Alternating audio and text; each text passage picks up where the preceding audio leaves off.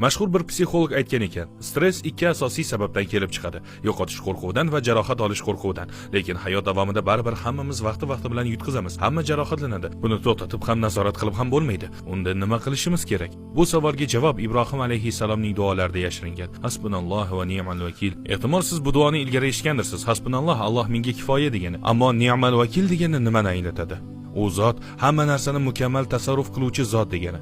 Vakil bu sizning nomingizdan qaror qabul qila oladigan odam.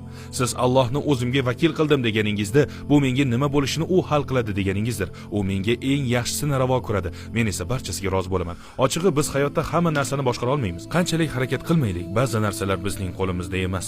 Ana shunday paytlarda bu duo bizga yordam beradi. Agar biz shunday desak: "Ey Alloh, men qo'limdan kelganini qildim. Endi natijani senga topshiraman. Chunki sen mendan ko'ra yaxshiroq bilguvchisan. Sen qaroring doimo menikidan afzalroq. Senga bo'ysunaman. Sening o'zing menga kifoya. Barcha ishlarimda senga tavakkal qilaman" deb aytsak, o'sha lahzada xotirjamlikka erishamiz inshaalloh.